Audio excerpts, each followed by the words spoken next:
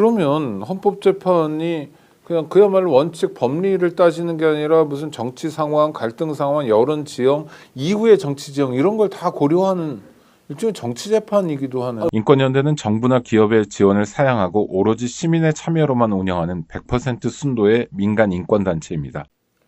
국내에 계신 스픽스 구독자 여러분 안녕하세요. 오창익입니다. 오늘 오전 헌법재판소가 최재해 감사원장과 이창수 서울중앙지검장 등 3명의 검사에 대한 국회의 탄핵소추를 기각했습니다. 8대0, 8대0이었습니다. 그렇다면 윤석열은 이 밖에도 챙겨봐야 할 현안들이 많습니다. 정치를 보는 마키아벨리, 오늘도 최고의 전문가 모셨습니다. 정치를 제대로 아는 전문가 박진영 평론가 모셨습니다. 어서 오십시오. 네, 안녕하세요. 싸구려 유시민 박진영입니다. 네, 중저가가 난 거. 중저가가 났으니까, 네. 싸구려보다는 늘 뭐 겸손하고 낮은 자세로 임하겠습니다. 네, 아유 감사합니다. 오늘 감사원장 탄핵 기각됐어요. 98일 만에 감사원장은 뭐 즉시 업무 복귀했고 일단 어떻게 평가해야 될까요? 뭐 예측했던 바죠. 사실 감사원장은 헌법기관입니다. 이게 사실 황당무계한 상황이죠. 네. 대통령이 임명하는 행정부의 소속인데 헌법기관이다. 이제 헌법에 나와 있기 때문에 헌법기관인 건데 이 헌법기관의 장이 이제 감사 관련되는 문제들, 특히 이제 전현희 전 권익위원장의 이제 표적 감사 문제라든가 대통령의 이제 감사원 관련 훈령 위반 뭐 이런 내용들로 원래 좀 탄핵되기는 현실적으로 어려운 건 사실이에요. 네. 그러나 이 부분들은 정치적인 부분입니다. 정치적인 부분이라는 이야기는 저 정도 정치적으로 논란거리가 되면 본인이 자진 사퇴하는 게 맞습니다. 자진 사퇴하지 않은 윤리성이 결여된 사람, 그리고 정치적 판단 능력이 결여된 사람, 균형감이 결여된 사람입니다. 그러나 헌법적 위반 사항은 뚜렷하지 않기 때문에 탄핵은 기각되었다. 이렇게 두 가지를 분리해서 보는 게 맞습니다. 네. 문제가 없다는 건 아니다. 문제가 없다는 건 아니죠. 네. 제가 예를 들어 볼게요. 2003년도로 기억합니다. 김두관 행정자치부 장관이 국회에 의해서 해임 건의안이 올라옵니다. 네. 해임 건의안이라는 것은 법적 구속력이 전혀 없습니다. 그렇죠. 건의하는 거죠. 건의안입니다. 네. 그래서 노무현 대통령이 김두관 행자부 장관을 해임할까 말까 고민을 합니다. 그런데 김두관 장관이 먼저 알아서 사표를 던집니다. 대통령에게 부담을 주기 싫다. 그리고 야당의 표적이 되어서 행자부 장관으로서 역할을 수행하기 어렵고 정쟁 요소가 된다. 이 정치인의 자세입니다. 고위공직자의 자세입니다. 책임지는 자세. 책임지는 자세죠. 네. 이 사람들은 논란이 있더라도 법적으로 내가 감옥 갈 일만 없으면 이 자리에 앉아 있겠다라는 정말 뻔뻔하고 낯두꺼운 자세로 공직 사회를 임하고 있는 겁니다. 이상민 행안부 장관 보십시오. 이태원 참사가 있었으면 당연히 사표 내는 거 아닙니까?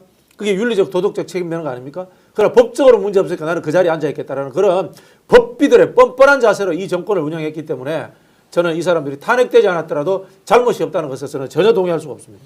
결국 법적으로 문제가 없다는 것도요. 법의 자태를 가지고 따져본 적도 없잖아요. 이상민이 정말 법적으로 잘못이 있는지 없는지 지 판단이잖아요. 그렇죠. 사실 법적으로 문제가 있으면요 탄핵되는 게 아니라 구속시켜야 되는 거 아니겠습니까? 네. 그런 부분에서 감사원장 경우는 좀 특별합니다만은 일부 이 검찰들까지도 기각을 시킨 것은 저는 헌재도 문제 있다고 생각이 듭니다. 솔직히 말씀드리면 헌법기관이 아닌 일반 공무원들 같은 경우에 공무원상의 윤리적 문제라든가 징계 사유만 돼도 해임시키는 게 맞아요. 근데 네. 그런 사람들까지도 탄핵에 해당되는 절차를 만들어 놨다는 게 우리 헌법이 저는 한편으로 코미디라고 생각합니다. 무슨 검사 나부랭이를 탄핵까지 합니까? 그냥 징계 절차에서 부처에서 해임시켜버리고 하면 되는 거죠. 그런 걸 안 하니까 탄핵까지 온 그렇죠. 거죠. 그런 걸 안 하니까 네. 탄핵까지 온 거죠. 또 한편으로. 또 하나는 검사들이야 뭐 직업 공무원으로서의 뭐 노동 기본권을 보장한다 하더라도 감사원장은 이미 뭐 나이로나 뭐 정무직 공무원이죠. 정치적 그렇죠. 책임을 네네. 져야 되는 자리이기 그렇죠. 때문에 네. 이 정도 헌재에 가는 사안이 되면은 본인이 먼저 사퇴하는 게 맞습니다. 네. 뻔뻔한 윤석열 치하에 똑같은 그 정무직 공무원들이기 때문에 이런 행태를 보인다고 봅니다. 검사들에 대한 탄핵도 전부 기각이 됐습니다. 근데 느낌이 박 선생님 말씀하신 것처럼 좀 아주 정밀하게 따지는 거 아니냐 법적인 요소를 마치 형사 재판하듯이 네. 그거는 조금 의아한 것 같기도 하고 그런데요. 우리나라의 이제 탄핵 제도가 헌법 위반이라거나 법률 위반의 경우에 이렇게 되어 있습니다. 네네. 근데 이게요 광의의 개념입니다. 헌법이 들어간다는 그렇죠. 거죠. 법률 위반이 있으면은 아주 협소하게 형사법적인 문제입니다. 네. 그런데 광의의 개념이라고 하는 것은 그 자리를 수행할 수 없다는 뜻입니다. 예를 들어서 들어보겠습니다. 검사가 이창수 서울중앙지검장이 알코올 중독자다. 그러면 해임해야 됩니까? 안 해야 됩니까? 해임해야죠. 그럼 이 사람은 헌법 위반입니까? 법률 위반입니까? 넓게 보면 헌법 위반이겠네요. 헌법 위반이죠. 네. 법률 위반 아니잖아요. 해임해야 되는 거예요. 네. 그래서 제가 봤을 때 헌법재판소들도 전부 다 판사들이 앉아 있으니까 이런 수준의 결정을 하는 겁니다. 너무 좁은 좁은 의미로 해석을 하는 법 거죠. 기술자로서의 맞습니다. 좁은 뭐 영역. 법조인들 네. 대단한 것 같지만요. 특히 헌법 해석에 있어서는 저희 같은 정치학 하는 사람은 늘 그런 이야기입니다. 헌법은 정치학이야. 네. 라는 이야기를 늘 합니다. 네. 네. 야, 서울중앙지검장이 만약 알코올 중독이라면 네. 당연히 그만둬야 되는데 그렇죠. 하니까 순간적으로 떠오르는 인물이 하나 있는데 네, 그분은 좀 대통령 아니 질문을 그분도 좀- 만약에 알코올 중독 진단 받았다면 대통령에서 해임돼야 되는 겁니다. 그렇죠. 네, 신경쇠약도 해임돼야 되는 겁니다. 사실은. 네, 네. 대통령직을 수행할 수 없지 않습니까? 헌법적 가치로서 국가를 수호하고 운영할 만한 상황이 아닌 겁니다. 그러면 해임돼야 되는 거예요. 그러니까 20년이 더 넘었는데 당시 노무현 정부 때 김두관 장관만큼의 공적 책임을 지겠다는 사람이 정말 없네요. 지금은. 이번에 우리 그 지기현 판사 문제로 네. 대한민국의 이 엘리트라고 하는 이 사법고시 출신들의 민낯이 그대로 드러난 겁니다.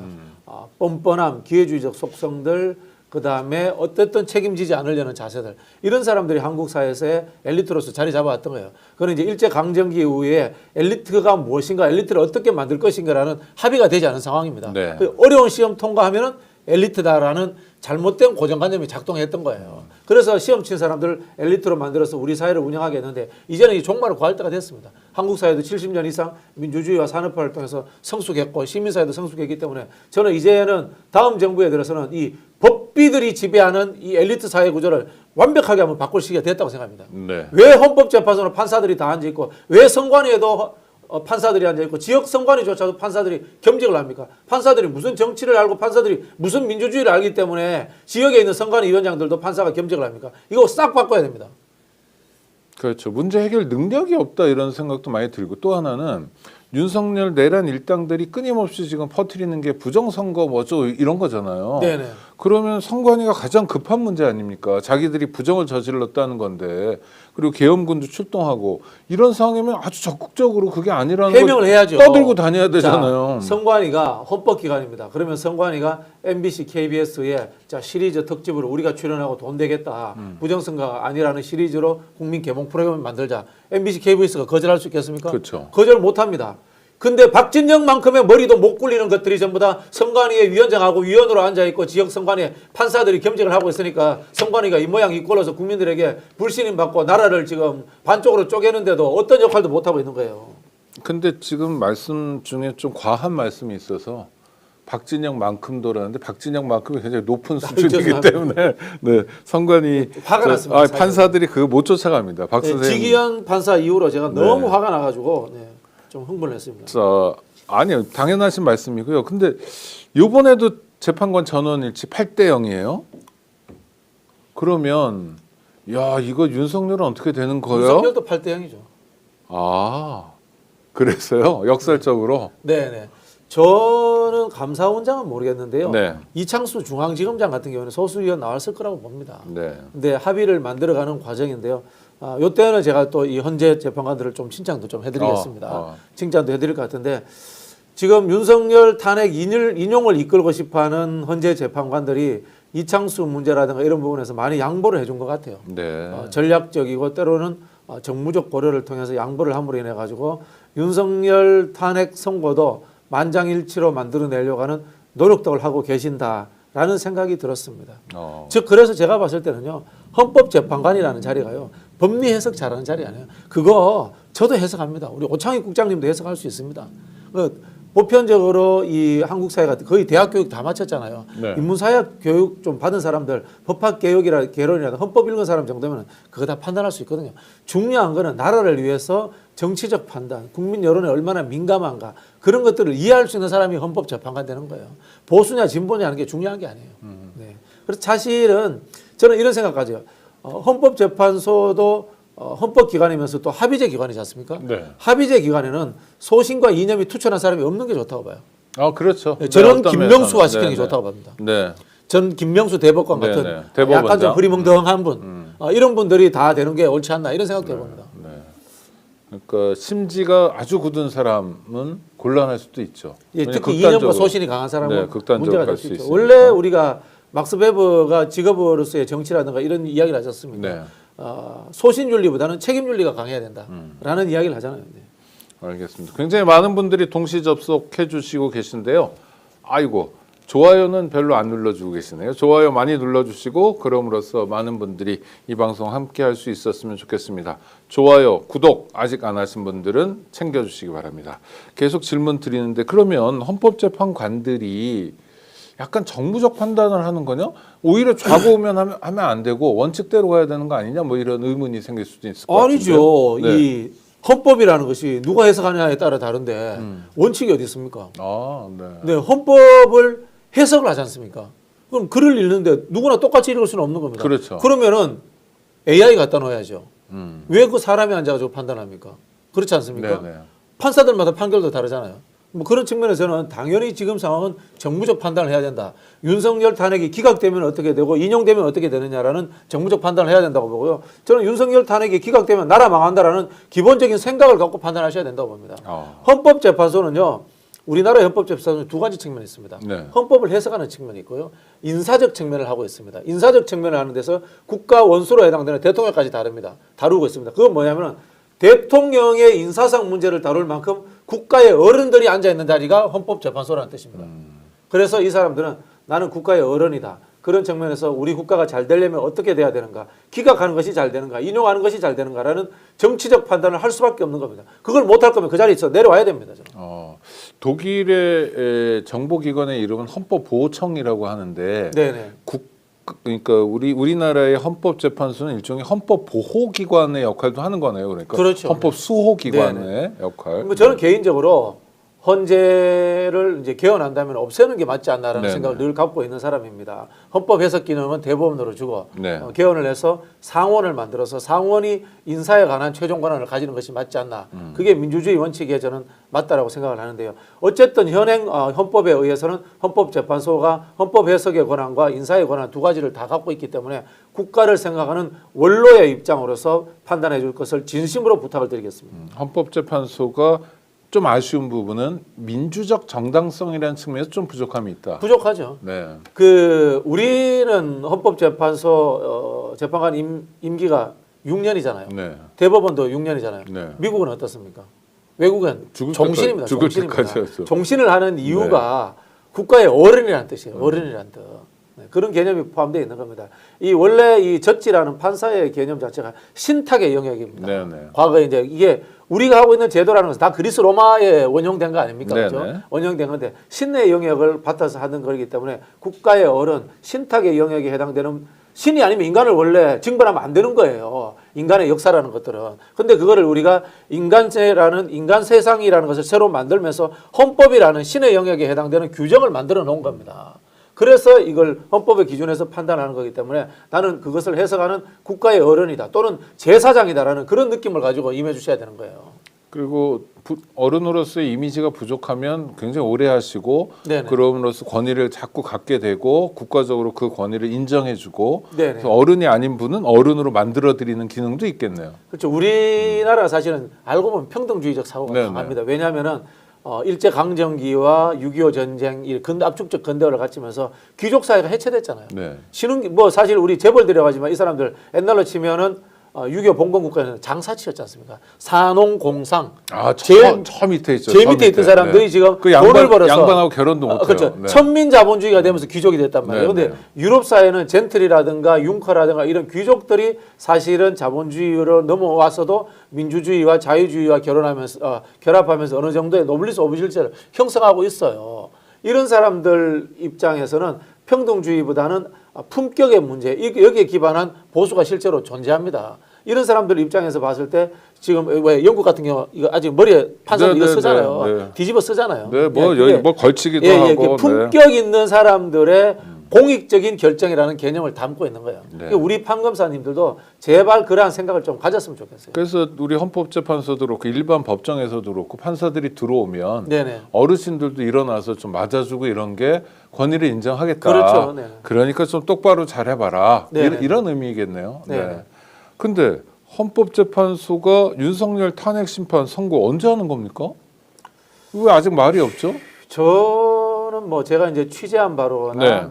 느낌을 받는 것은 만장일치를 만들기 위해서 지금도 이 판결문을 어느 정도 초안을 써놓고 지속적인 합의를 하고 있다. 저는 그렇게 해석을 합니다. 근데 시간이 굉장히 많이 지나갔고 네. 그다음에 역대 어떤 탄핵 심판보다 더 오랫동안 했는데요. 평의도 그렇고. 아마 이 판결문의 소수 의견 문제라든가 이런 것들을 네. 최대한 줄이려고 하는 노력이 아닌가라고 짐작을 해봅니다. 그럼 언제쯤 나올까요? 이 정말 일각이 여삼추였어요 요새. 뭐 오늘 밤에 이야기해서 내일 할 수도 있고요. 네. 다음 주 월요일 이야기하시는 분들도 있고 다음 주 금요일 이야기하시는 분들도 있다. 이렇게 보이고요. 저는 우리 시청자들께 하나 힌트를 드리자면요. 우원식 국회의장의 움직임을 보면은 대충 짐작이 간다라고 봅니다. 그래요? 네. 우원식 국회의장의 움직임은 어떤 의미가 있길래요?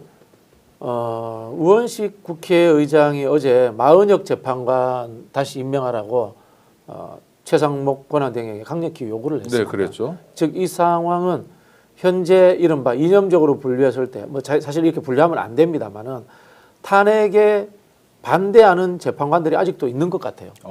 그 부분에 있어서 확실하게 인용된다라는 장담을 못하는 상황이 아닌가라는 조금의 좀 우려심을 제가 좀 이야기를 하고 싶습니다. 네. 아니 그러니까요. 그러면 지금 8대 0이 아니다 뭐 이런 말씀. 현재 상황은 제가 보기에는 8대 0이 아닐 수도 있다고 봅니다. 그래서 8대 0 또는 마흔여까지 임명해서 9대 0을 만드는 상황까지도 가정하고 우원식 의장님이 저런 말씀을 하지 않았나라는 짐작을 좀 드려보고요. 문영배 헌법재판소장 대행입니다만은 그분의 입장 또는 이 탄핵의 인용에 찬성하는 입장들이 많기 때문에 이분들은 탄핵에 인용되지 않는 상황의 위험성이 존재한다면은 저는 선고일 안 잡을 것 같아요. 그러니까 만사 불여 튼튼으로 만사 간다. 불여 튼튼으로 해야 된다고 봅니다. 네. 네네. 아이고 그러면 우리가 언제까지 기다려야 되나 이런 의문이 생기는데. 탄핵 인용될 때까지 기다려야 됩니다. 제 표현이 저는 그렇게 생각합니다. 아이고, 이게 근데 그러면 정치적인 상황을 보는 하나의 전략적 인내라고 봅니다. 저는. 너무 힘들어지는 거 아닌가요? 힘들어도 어쩔 수 없죠. 탄핵 안 되는 것보다 낫죠. 아니 그래도 좀 희망적인 얘기를 해주십시오. 그러니까 이를테면 아니 그냥 막연한 희망 말고 네네.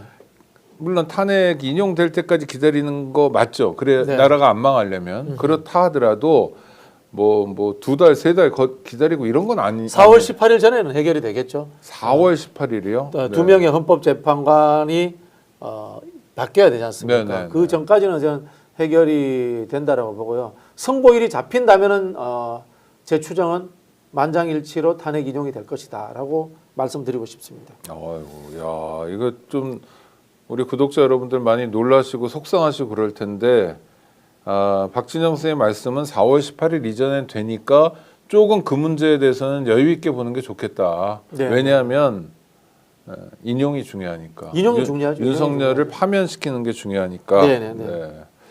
하여튼 결론은 그래도 저는 뭐 제 이야기가 틀렸으면 좋겠어요. 네. 내일 당장 잡히고 다음 주 월요일 날 당장 잡혀가지고 윤석열 탄핵이 되었으면 좋겠다는 제 바람이 있습니다. 네, 당연히, 있습니다. 이게 당연히. 저의 바람입니다만은 제 또 하나의 헌법재판관들에게 드리는 충원은 탄핵이 인용 안 될 것 같으면 선고 잡지 마라. 이 말씀 드리는 겁니다. 역으로. 네, 알겠습니다.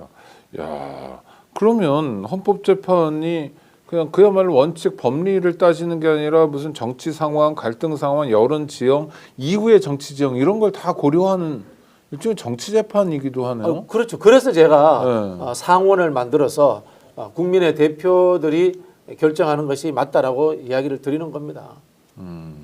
알겠습니다. 또 현안이 있습니다. 윤석열이 구속 취소로 나왔는데요. 네. 어제 국회에서 아주 중요한 진술이 나왔습니다. 그 대법원 판사이기도 하고 대법관이기도 하고 네, 법원 행정처장이 대법관 중에 넘버 2죠. 네 법원 행정처장이 이거 즉시 항고해야 된다. 네네. 이런 원칙을 얘기했고 두 번째는 아직도 할 수 있다. 네네. 14일까지 기한이 있다. 네네. 내일까지 기한이 있습니다. 일주일이니까. 일종의 검찰청이나 또는 윤석열 입장에서는 핵폭탄이 터진 거 아닙니까? 근데 문제는 이제 검찰이 움직이느냐 하는 부분인데요.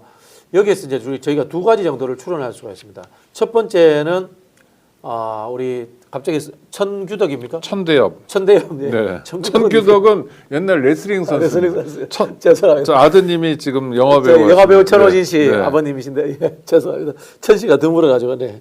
제 친구 천종필도 있는데. 예. 그 천대엽 법원 행정처장 말씀은 쥐기인입니까 연입니까? 쥐기연 판사의 생각이 그랬다라는 것을 국민들한테 전하는 겁니다. 법원 행정처장은 독립된 판사이지만은 또 행정기관의 장이기 때문에 행정적 절차를 다하는 사람이기 때문에 그 쥐기인 판사에게 물어볼 수 있을 겁니다. 아마 물어봤을 겁니다. 너 왜 그렇게 이상한 판결을 내렸어? 라고 하니까 쥐기인 판사가 우리 천 행정처장에게 이러이러한 이유로 법원이 즉시 항고하라고 저는 이런 판결을 내렸습니다. 라고 이야기했을 가능성이 있다고 봅니다. 지금 뭐 댓글에 속보 좀 보세요. 뭐 쭉 나오는데요. 네네. 대검에서 입장을 정한 것 같습니다. 항고 안 하겠다고. 뭐 저기 심우정이 그렇게 독한 마음 먹은 거죠. 나는 윤석열과 함께 죽겠다라는 마음을 먹은 거죠. 네. 막 하자는 거네. 막 가자는 거죠. 막 가자는 거죠. 원래 그런 류의 인간들 아니겠습니까? 네. 저희 자막으로도 속보를 내보내드리고 있는데요. 네네. 윤석열 구속 취소에 즉시 항고 포기 입장 변함없어. 네네. 정말 검찰이 어떤 사람들이라는 거를 전 국민들에게 뭐 독이든 두꺼비의 보온이다. 이렇게 저는 보여지고요. 지금 법원 행정처에서 이야기하는 것은 항고하라는 뜻입니다. 그렇죠. 항고하라고 하는 건데 네. 안 한단 말이에요. 그러면 저는 남은 방법 하나가 있다고 봅니다. 네. 쥐기현이 윤석열을 직권 구속시켜야 됩니다. 네. 자기가 저질렀으니까 자기가 해결해야죠. 네네. 담당 재판정의 판사는 직권 구속의 권한이 있답니다. 법정 구속이라고. 법정 구속이라고 이제 직권 구속이라 하는데 왜 그게 가능하냐면요. 구속의 사유가 없어지지 않았습니다. 증거인멸과 도주 우려, 그다음에 범죄의 심각성 아닙니까? 그렇죠. 내란 범죄니까 얼마나 심각합니까? 네네. 도주 우려 늘 있습니다. 경호처들까지 있으니까 도망갈 가능성이 존재하고 있는 거고요. 그다음에 지금 비화폰 문제가 심각하지 않습니까? 네네. 증거인멸의 우려가 있습니다. 판사가 지금 직권 구속시키는 게 저는 맞다라고 생각합니다. 그러네요. 야, 이거 아니 근데 이렇게까지 할까요? 그러니까 저는 뭐 순진한지 모르지만 법원 행정처장이 결국 이런 건 법원에서 판단하는데 그러니까 법원의 대표 선수잖아요. 대표 선수가 다른 것도 아닌 국회에서 이건 즉시 항고해가지고 상급심에서 따져봐야 된다라고 얘기하면 가름할 탄 거잖아요. 그러니까 거기에 귀속될 수밖에 없는 검찰은 그렇잖아요. 네, 알겠습니다 하고. 그러니까 제가 앞서 말씀드렸던 법비라는 말이 통하는 게요. 이 사람들은 도덕, 윤리 이런 거 없는 겁니다. 철면피인 겁니다. 법적으로 성문화된 판결문이 나오지 않으면 안 따르는 겁니다. 정치의 영역이나 정무적 판단을 하는 고위직 공직자를 해서는 안 되는 종류의 인간들이다라는 생각이 드는 겁니다. 국민의 여론, 민심 이런 거 필요 없는 겁니다. 오로지 법에 의한 판결이 될 때만 지키겠다는 거예요. 이거 아닙니까? 쥐기현 판사가 판결문이 아닙니까? 그게 어쨌든 간에. 그렇죠. 결정문이죠. 네네네. 판결문에서 구속 취소하니까 그냥 끝내버리는 거예요. 천 행정처장이 의견을 낸 거 아닙니까? 그 높은 사람이 의견을 냈고 권유를 한 겁니까? 권유는 안 듣는 거예요. 법적인 거 외에는 안 듣는 겁니다. 이게 법비입니다. 법비. 법비고 법꾸라진 겁니다. 이 사람들이. 네. 심우정이 왜 그러는 것 같습니까?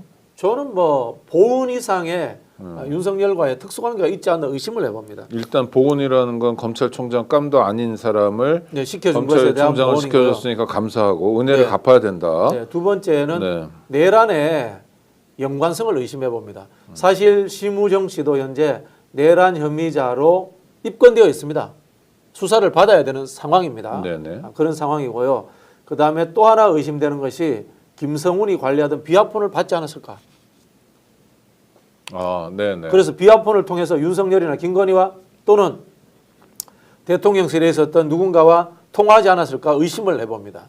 그 의심의 영역이 약간의 정황적 증거가 될 만한 게 12월 3일 날 내란 당시에 선관위에 고위 검사들이 출동을 했다라는 이야기가 나오고 있습니다. 그리고 고위 검사들이 방첩사의 대령과 통화했다는 것은 거의 기정사실화되어 있습니다. 왜 통화합니까? 그리고 왜 선관위 출동합니까? 출동할 때 고위 검사면은 검찰총장한테 이야기하고 출동하지 않았겠습니까? 보고를 하죠, 보고. 보고하고 했겠죠, 그죠? 네. 그렇다면은 내란 당일 상황을 심우정이 알고 있었다라는 의심이 충분히 들만한 겁니다. 야, 그러니까 내란을 극복한다는 게 이게 만만치 않은 게 네. 내란을 대통령이 저지르고요, 친위 구테타로. 그다음에 대통령이 임명한 각 아주 주요 보직의 포스트들이 검찰총장, 뭐 국방부 장관, 뭐 또 행안부 장관, 그다음에 또 누굽니까? 뭐 법제처장, 뭐 법무부 장관 이런 것들이 쭉 움직이니까 내란을 극복하는 것도 정말 어렵네요. 그렇죠. 12.12 쿠데타를 전두환 혼자 하는 거 아니잖아요. 네. 노태우하고 둘이 하는 게 아니지 않습니까? 네네. 수십만 명의 사람들이 동원되는 상황이 어. 만들어졌던 거예요. 그리고 강 큰 놈이 이긴 거 아닙니까? 그 영화를 보면은. 네네네. 한쪽에서는 유혈 사태가 나오는 것을 두려워하고 한쪽에서는 유혈 사태를 두려워하지 않는 겁니다. 자, 똑같은 상황 아니겠습니까? 지금 윤석열 일당들은 유혈 사태가 나더라도 내 자리를 지켜야겠다는 생각을 가지고 있는 겁니다. 그런 상황이기 때문에 거기에 있는 부역자들에 대해 가지고 지금도 저는 윤석열이 전화통 붙들고 너 같이 죽을 거야 나하고 내가 입만 뻥끗하면 나 혼자 죽을 것 같아 너도 같이 죽어. 저는 이렇게 협박하고 있다라고 의심합니다. 아니 그리고 실제로 헌법재판 과정에서 보면 윤석열이 이 자기 잘못을 뭐 군사령관이나 이렇게 자기 부하에 해당되는 사람들에게 막 돌리는 모습들이 나오잖아요. 그렇죠. 네. 비겁한 사람인 거죠. 한편으로 보면은 내가 살면은 다시금 너희도 살릴 수 있다라는 그런 이야기를 또 했을 수도 있습니다. 네. 당분간 너희가 책임져. 이런 이야기 저는 했을 수도 있다고 봅니다. 김용현이라든가 윤석열을 아직도 따르는 듯한 사령관들은 그런 생각할 겁니다. 지금 상황에 내가 아무리 여기서 삭삭 빌고 죄를 실토하더라도 양형 기준에서 죄가 조금 떨어질 수는 있지만 어차피 나는 연금도 못 받고 군대에서 퇴출되고 감옥 간다. 그러나 윤석열이 다시 유혈 쿠데타로도 일으킨다거나 헌재에서 기각된다면 나는 다시 살아날 기회가 생긴다.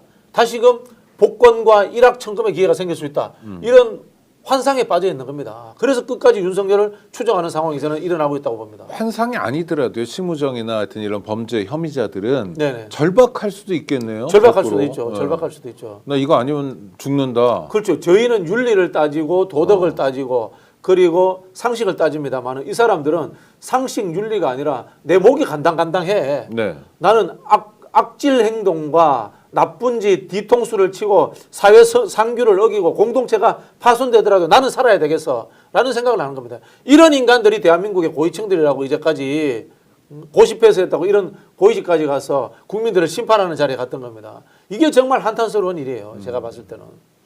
댓글에 그런 얘기가 자꾸 나와서 탄핵 이거 물 건너간 거 아니냐 이게 무슨 악의적 댓글인지 아니면 정말 나라 걱정인지 모르겠는데요.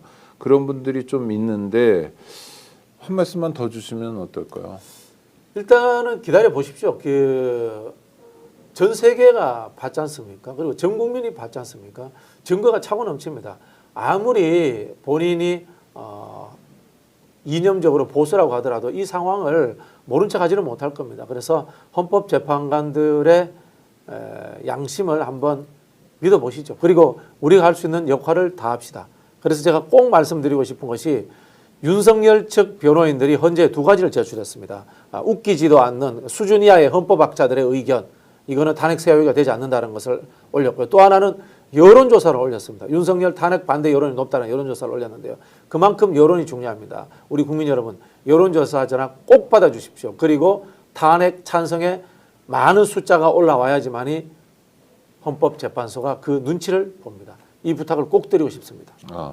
아니 근데 또 어떤 분들은 뭐 다 여론 주작인데 뭐 전화 받을 게 뭐 있어 라고 하시는 분도 있는데 그런 생각 하지 말고 전화 오면 받아라. 뭐 보통 이제 갤럽 조사라든가 MBI 조사입니까? 네, NBS. MBS 조사입니까? 네. 정도는 좀 받아주시는 게 좋지 않겠나 이런 생각이 듭니다. 네네. 그러니까 그 말씀은 예전에 비해서 보수가 과표집돼서 나타나는 측면도 있지만 네네. 탄핵이 인용돼야 된다는 게 내란 초기보다는 좀 줄어들었죠 지금. 네네 그런 좀 측면이 낮아졌죠. 네네. 그런 면에서 이게 정파적 대결이 되다 보니까 낮아진 측면이 있는데요. 우리 국민들이 많이 좀 응해 주셔야 됩니다. 네. 거듭 부탁을 드리겠습니다. 여론조사에 적극적으로 응해줘야 된다. 지금 국민의힘은 난리 났다 이런 얘기들을 많이 하는데요. 윤석열이 나옴으로써 소위 잠룡들이 다 이무기가 되고 뭐 관심을 지렁이가 됐죠. 아 지렁이요. 지렁이 또는 이제 도룡뇽이 됐는데요. 네. 만약에 국민의힘은 헌재에서 윤석열 대통령 탄핵이 인용되면은 이 수렁텅에서 벗어날 수가 없을 겁니다. 사람이 앞뒤가 더 표변하더라도 그래도 최소한의 시간과 논리적 구조에 그 정합성이 있어야 되지 않습니까? 네네. 어제까지 윤석열 만세 부르다가 오늘 당장 윤석열과 우리는 절연하고 국민들께 사과합니다. 중도층 여러분 다시 돌아와 주십시오. 이야기할 수 없거든요. 그런 부분에서 국민의힘은 윤석열의 석방으로 인해서 대선 거의 포기 상황으로 흘러가지 않나 그런 생각이 듭니다. 그래서 이 국민의힘 일부에서 끝까지 헌재에서 탄핵 기각되자라는데 오히려 황당무계한 기대를 거는 사람이 숫자가 많아지지 않았나 이런 생각도 해봅니다.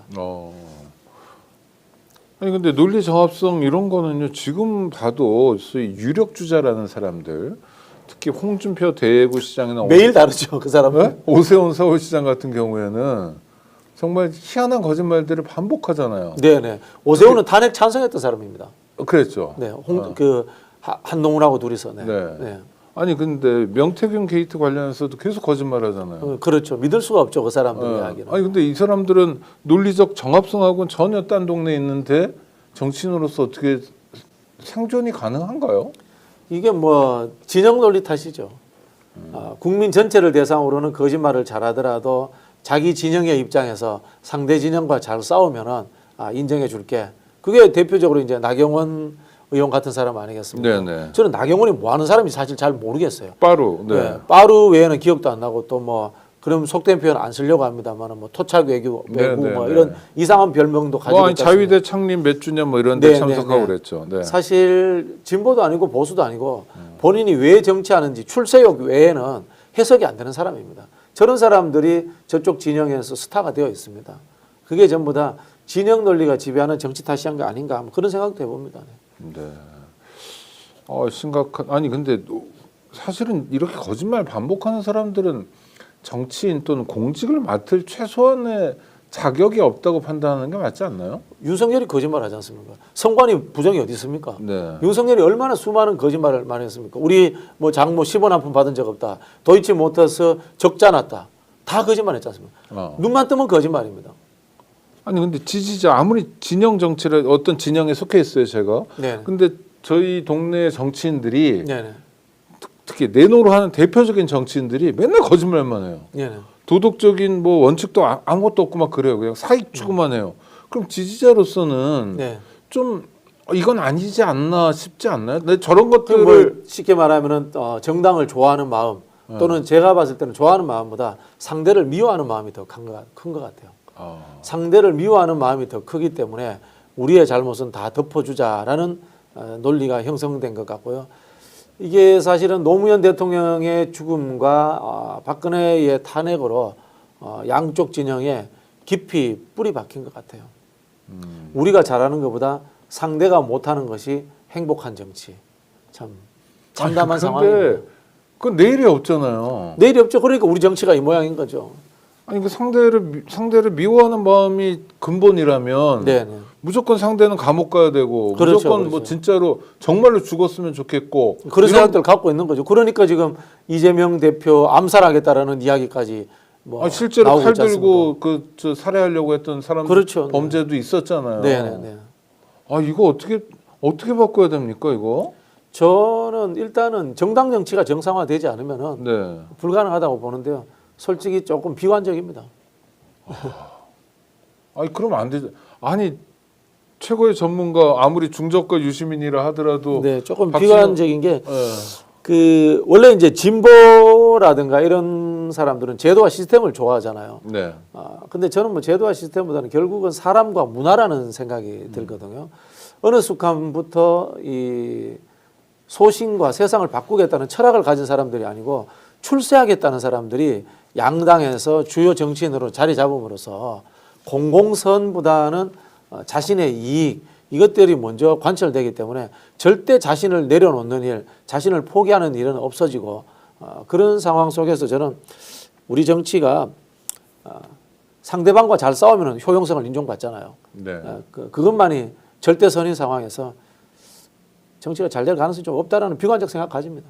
아니 비관을 넘어서고 싶어요. 그래서 예를 들어서 민주당이 국민의힘과 비교하면 뭐 내란 정당, 네네. 내란 옹호 정당, 여기는 내란 반대하는 그래서 뭐 합리적인 정당이 이럴 수 있잖아요, 그렇죠? 네네. 그러니까 민주당이라도 그럼 우리는 다른 방식의 정치를 하겠다. 에? 니네 죽이는 방식이 아니다. 이를테면 윤석열은 대통령 된 다음에 이재명 대표를 죽이기 위해서만 골몰했는데 네. 이재명 대표가 대통령이 되면 정치 보복 안 한다. 그럼 뭐 확실히 바뀌겠죠. 근데 이 부분은 이재명 대표 혼자 대통령이 되고 정치 보복 안 한다라고 저는 끝나는 상황은 네. 아니라고 봅니다.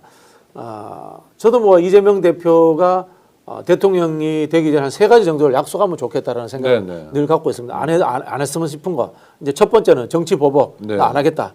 그런 얘기를 하고 있잖아요. 네, 지금. 두 번째는 네. 증세 안 했으면 좋겠다. 네. 세 번째는 제가 이야기를 안 하겠습니다. 이거는 제가 나중에 말씀드리려고 하는데 그러면 반칙이세요. 외교 예를 들자면 이런 네. 겁니다. 남남 합의 없는 급진적인 대북 진전 하지 않겠다. 네네. 네, 뭐 이런 몇 가지 정도를 가지고 서로 간의 오해의 요소들, 극단적 대립을 해소해야 된다고 생각을 합니다. 근데 문제는 이재명 대표가 문제가 아니라 당을 구성하고 있는 대다수의 정치인들의 문제가 좀 심각하다고 봅니다. 민주당의 정치인들을 제가 좀 분류를 해보면요. 한 10에서 20% 정도가 정치할 만한 사람들로 구성되어 있는 것 같아요. 네? 지금 그러니까 국회의원 중에 네네네.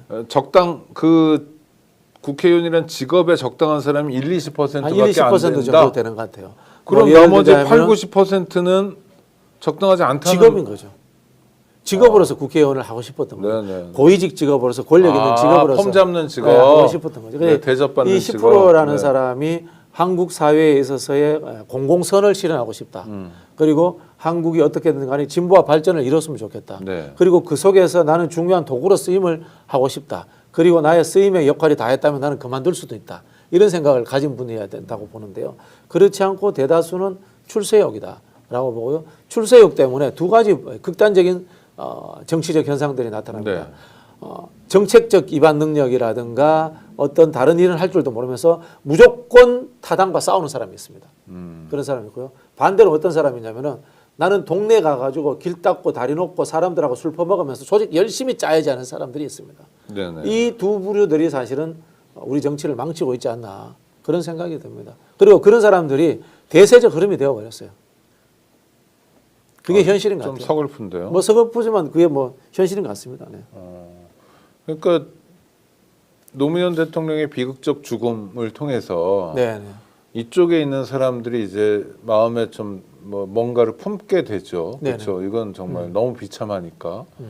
그러면 그 다음부터라도 이명박 정권에서 뭐 통합적인 정책을 해야 되는데 뭐 자기 해먹느라 바빴고 그렇죠. 네네. 네. 아니 예를 들어 볼게요. 국민의힘 판검사하고 민주당 판검사는 다릅니까? 국민의힘 정권식이- 법조인들하고 네. 민주당 법조인은 다릅니까? 네네. 법전이 하나니까 똑같아요. 아니 그래 이상민이라는 의원이 민주당에서 국회의원 하다가 국민의힘 갔잖아요. 김영주라는 의원이 민주당에서 국회의원 하다가 저쪽으로 갔잖아요. 박주선이라는 의원이 민주당 하다가 저쪽으로 갔잖아요. 검사 출신. 네, 지금 조배숙은 현역 조배수 의원 국회- 민주당에서 국회의원 하던 판사 출신 아닙니까? 저쪽으로 네. 갔잖아요. 네. 다 똑같은 유의 스타일들의 사람들이 양당에서 다 국회의원 하는 거예요. 다만 큰 어른이 성향이 달랐던 거죠. 김대중 대통령의 성향이 달랐고 노무현의 성향이 달랐고 문재인의 성향이 달랐고 이재명의 성향이 달랐기 때문에 네. 큰 바운더리 내에서 적당히 동화되어서 여기 있었던 겁니다. 아. 그러나 개인의 정치적 욕심과 이익이라는 것이 어른들의 생각과 돌출하고 달랐을 때는 과감하게 넘어가는 사람들인 거예요. 왜? 알고 보면 똑같은 판검사 출신들이고 알고 보면 똑같은 법조인 출신들이고 알고 보면 똑같은 지역 토 출신들 데려다가 정치시켜 놓은 거 아닙니까? 여야가 전부 다. 네. 아니 그러면 어떻게 풀어야 돼요? 그러니까 지금 당장 못 푼단 말이에요. 예를 네. 들어서 자, 이재명 대표가 대통령이 돼서 뭐 여러 가지 노력을 해요. 지금 말씀하신 정치 보복 안 하고 정말 실사구시적으로 성과를 내면서 실용주의자 대통령으로서의 면모를 보여줘요. 그럼 좀 완화는 될 건데 근데 이게 또 변수가 있잖아요. 또 다른 변수 때문에 또 허물어지고 그래서 적대적 뭐 공전 네. 이런 게 반복될 텐데 네. 그럼 풍토를 바꾸고 내용과 더불어서 형식도 바뀌고 두 가지가 같이 바뀌는 네, 형식은 네. 지금 민주당은 많이 바뀌고 있습니다. 당원 민주주의라는 형식으로 바뀌고 있는데요.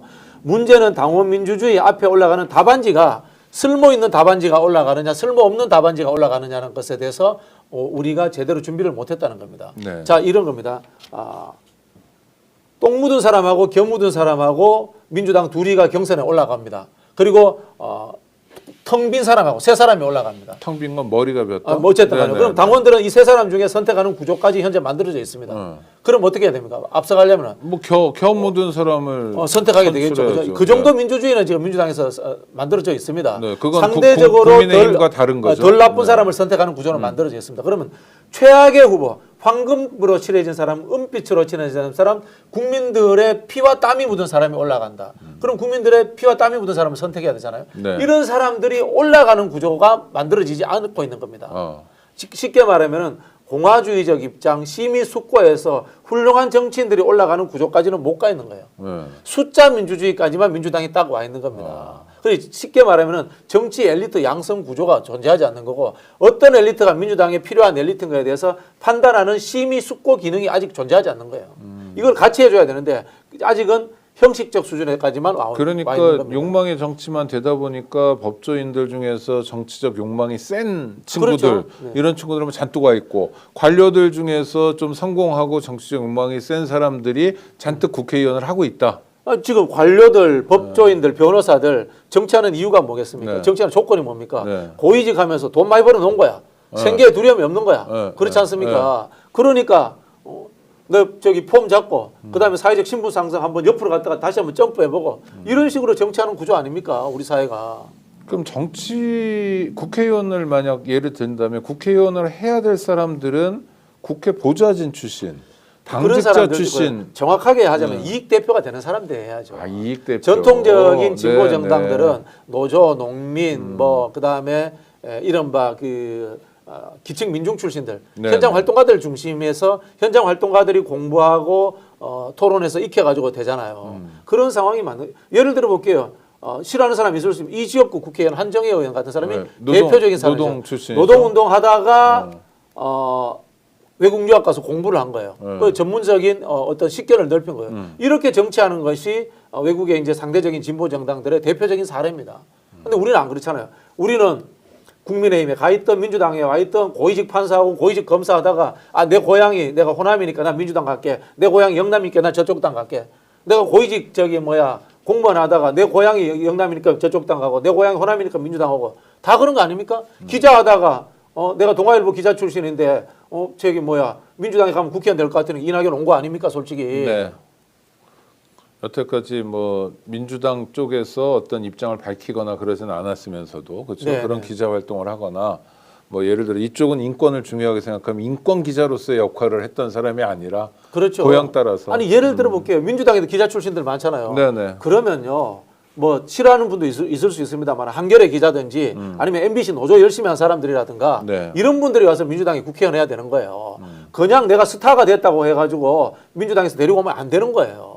그 활동과 이념과 철학의 영속성이 존재하는 사람들을 국회의원 시켜줘야 되는 거예요. 그러니까 그걸 시키려면 어떻게 해야 돼요? 시키려면 그걸 평소에 네. 엘리트 충원 구조를 늘 가지고 있어야 되는 거죠. 어떤 방식으로? 일단 교육이라든가 네트워크 네. 그리고 다양한 커뮤니티를 통해 가지고 그 사람들과 협업 구조를 하고 있었어야죠. 네.